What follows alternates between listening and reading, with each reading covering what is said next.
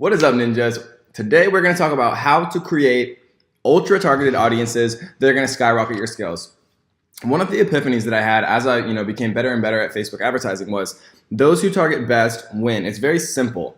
You can have the best product in the entire world, but if you show it to the wrong people, or more importantly, you don't show it to the right people, they won't buy it. And it's really as simple as that. So in this module, we are going to talk about how to create laser targeted audience that do one thing and one thing alone, which is drive more sales, get you more profit, and more importantly, get you lifetime customers, because those are the ones who are the most kind of beneficial for your overall company. So how we do this, guys, is we define our audience. And a lot of other people and teachers and gurus and Facebook advertising experts and advertising experts in general create all of these avatars, describing your customer down to the actual age and location. Like, her name's Susan and she lives in Ohio and she has 3 kids, and that's one way of doing it for sure.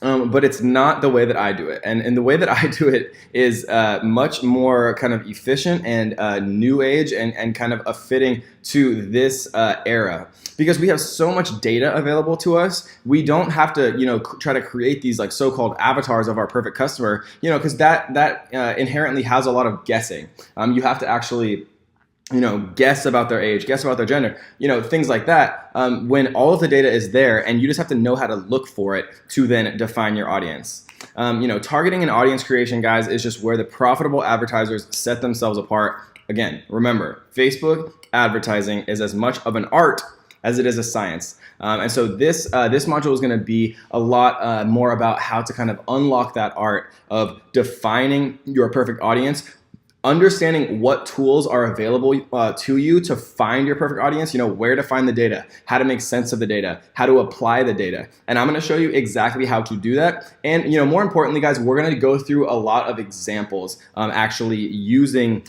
these tools and these methodologies and kind of getting you into the mindset of how to define your perfect audience, because it's impossible for me to go over every single type of business in the world. I wish I could. But, what we're going to do is we are going to, metaphorically teach a man to fish rather than give him a fish so you can be able to, feed himself for life. And so the first thing that we want to talk about is with any of these advertising campaigns, what we can do is actually start to target people. And the way that we target people is actually in this section here where it says detailed targeting. So this is one of the most important sections. This is one of the sections, where you're going to be split testing based on a variety of different interests that people are interested in. This is where you're going to be split testing on demographical information. This is where you're going to be split testing on behavioral information. So we see right here, add demographics, interests, or behaviors. And again, some of this information I would argue is also demographical behavior, age, gender, language, and things like that. But this is one of the most important sections of all of Facebook advertising. And so we're going to go through it right now, and we're going to talk about some of the most important things and kind of how to look through this section for yourself and start to get your wheels turning and the cogs moving as to how you can actually apply these detailed targeters to your own business. So let's say, just for the sake of example, that we wanted to target someone who was selling maybe a high-end kind of exercise bike for somebody who wanted to lose weight. So how would we do that? How would we kind of put ourselves in that mentality, and how would we really start to target them? And we're going to talk more about really how to hone in on this later in this module on using audience insights and using the page likes and Google Trends and things like that. But let's just use a bit of logic kind of just to get ourselves in the mentality of how this works, right? Because what detailed targeting is, at the end of the day, is how you're telling Facebook who to show your ad to. So if I'm selling a high-end exercise bike, who is my, just logically, who is my perfect target customer?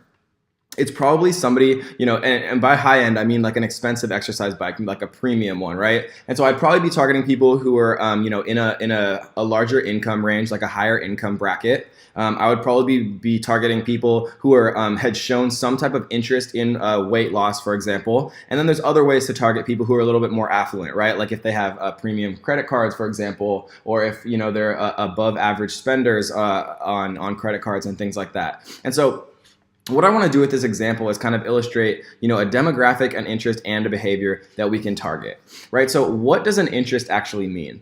Literally what it means from a detailed targeting perspective on Facebook is somebody has shown interest in a Facebook page. And so like if I was going to target people who wanted a a premium exercise bike, then I'd probably want to target people who are interested in weight loss. And how do I know that somebody is interested in weight loss or fitness, right? Let's think of some things. Like the first thing that comes to my mind randomly is just like Slim Fast, right? So Slim Fast, the drink, and what this means is people who have expressed an interest in or liked pages related to Slim Fast. So we can do this one. We could do, personal trainer. We could choose like one of the most popular personal trainer here. We see an interest here being Chris Powell, who is apparently a popular personal trainer. And something that's important to note here is the difference between fact-based and algorithmically based. And so, like, for example, people can go and actually like this person's page. Chris Powell has an actual Facebook page, and he's a personal trainer, right? So if we went to Facebook and we actually typed in Chris Powell, then his page would come up, right? So here he is. He is, obviously a very popular personal trainer, has 1 million likes, and things like that. So he's a real person. If I wanted to like him, I'd have to go to his page and I'd have to actually literally click the like button on his page, right? And so this is fact-based. Someone actually went out of their way to go click this button. What is algorithmically based is personal trainer, right? There is no Facebook page called personal trainer that someone actually goes out and likes. Facebook is making an algorithmic assumption here that someone's interested in personal training based on their browsing history. So it's a very, very important distinction to make, because I never use algorithmically based interests. So you don't want Facebook to make assumptions. You want fact-based. Someone literally has to go to Chris Powell's page and like his page. That means that they are interested for a fact in Chris Powell, the personal trainer. Personal trainer, right? If it's very generic, if it's general like this, it says people who have expressed an interest in personal training, right? Don't let Facebook make those assumptions for you. Choose the ones that are fact-based, right? People who are actually, like Bob Harper is a personal trainer. Sally Matterson, again, here's a good one, certified personal trainer. Oh, this is an employer's. Jillian Michaels, this is one that's fact. People actually have to go like her page. Here's another couple other examples. Again, this is probably the best example for an algorithmically based. So I like to do actually fact-based interests. So we're going to choose just those two. So this means that I'm now only going to show my ad to people who have expressed a fact-based interest in the Slim Fast Facebook page and the Chris Powell Facebook page, fact-based interest, right? And then if I wanted to target somebody who, had a demographic, maybe a little bit higher of an income, then I can just type in income here and it's going to show me some. So if I want to target people who are, have a little bit more money, people who have an income over 500 grand, right? And you can target people who have, lower incomes, medium incomes, or however you want to determine that. Right here, but we're going to target people who are a little bit over the average as far as of income. And so something that's important to note here, guys, is right now we have 3 interests we're targeting. We're targeting people who have over 500,000 income, who have factually liked Chris Powell, and who have liked the Slim Fast page, right? These are facts-based. I'll show you another algorithmic base just so you guys have like an idea. So if we type in like health, right? So we see like right here, health and beauty as an interest. There is no Facebook page that is health and beauty, right? This is an algorithmically based assumption that people like health and beauty based on their browsing activity. But if we like, for example, health, the magazine itself, right? So if people actually have to go to the magazine and click like on the Facebook page, then that is a fact-based. And so we like to stick with fact. But just something that I want to talk about really quickly, include people who match at least one of the following. So this is really important, right? So right now we're targeting people that have over 500,000 income, or like Chris Powell, or like Slim Fast. But if we wanted to be much more specific, right? So we see that our reach, here, let's put him back, Chris Powell. So we see with these 3, our reach is 1.6 million people, right? This is the total number of people who either have over 500,000 or like Chris Powell or like Slim Fast, right?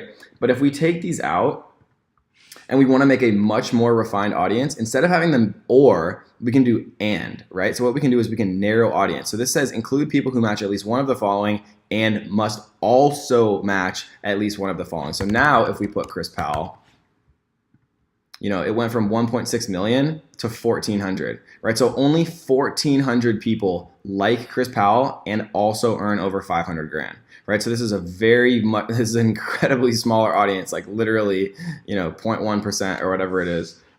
So obviously his audience doesn't generally have in this income bracket. And so if we put in, you know, Slim Fast here, now it stays at 1,600. But if we take out 500,000, right, it jumps up to 650,000 people who like Chris Powell or Slim Fast.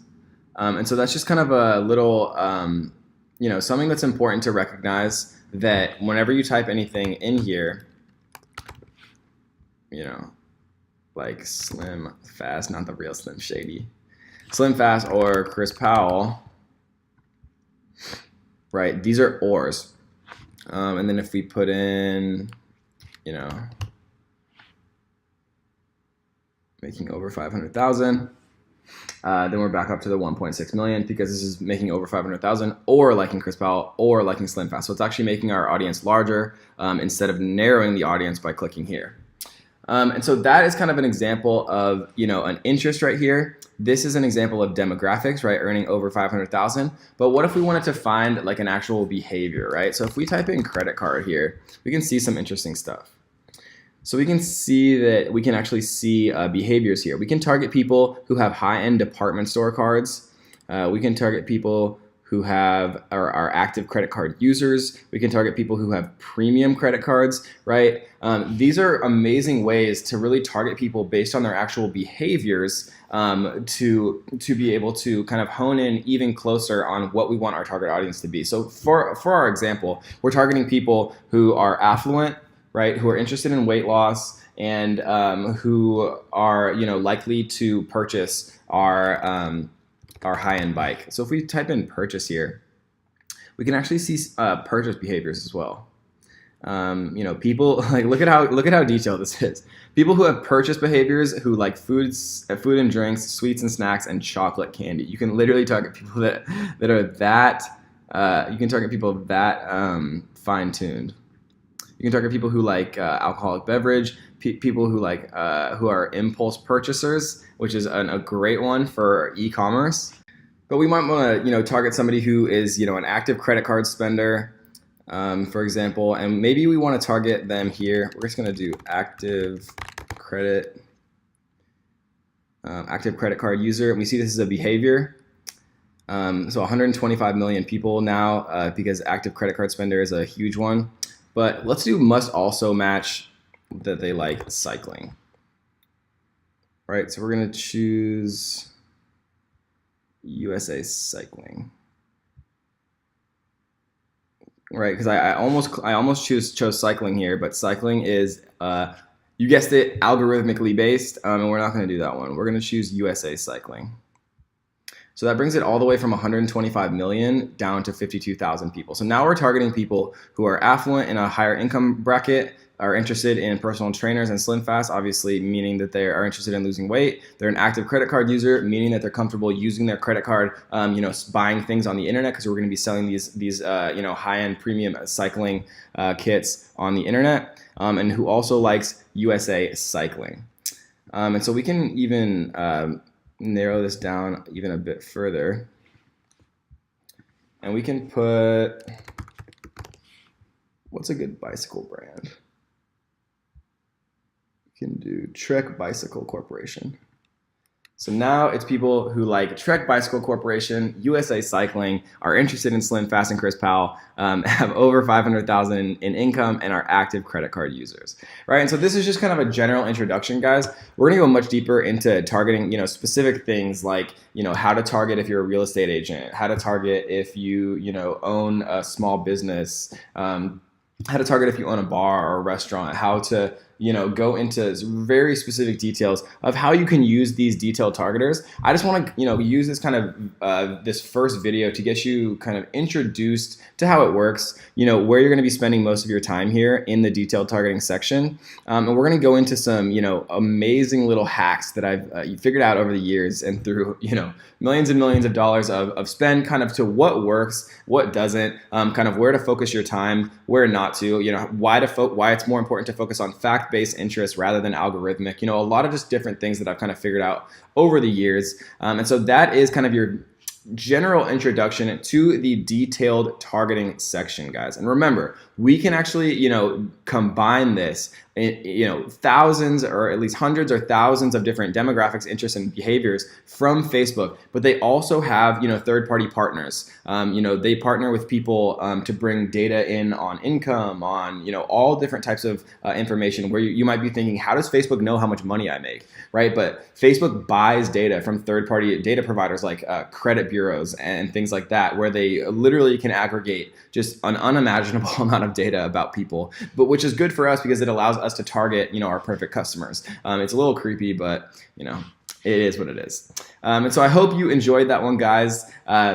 We're going to be able to target age, gender, languages, things like that. And then in combination, we're going to be able to add our custom audiences here, or our lookalike audiences. And so it really starts to synergize into a beautiful kind of thing when we can have our lookalike audiences here that we created from our custom audiences, our source audiences, our seed audiences, right? Maybe 1,000 people visited our page. We made that into a lookalike audience. We populate that lookalike audience here. Then we narrow it down to a specific age range, to specific genders, to specific languages based on the data that we're getting from Audience Insights and Google Trends. And then once we do that, then we narrow it even further for our favorite, our most targeted interest or two. And then we can split test on different interests and on different things like that, guys. So I'm just trying to get the wheels turning. I promise we're going to get into it and show you how to create amazing ads from scratch all the way through using custom audiences, using lookalike audiences, and using all types of interests, demographics, and behavior, guys. So I hope you enjoyed that one. Let's get to the next.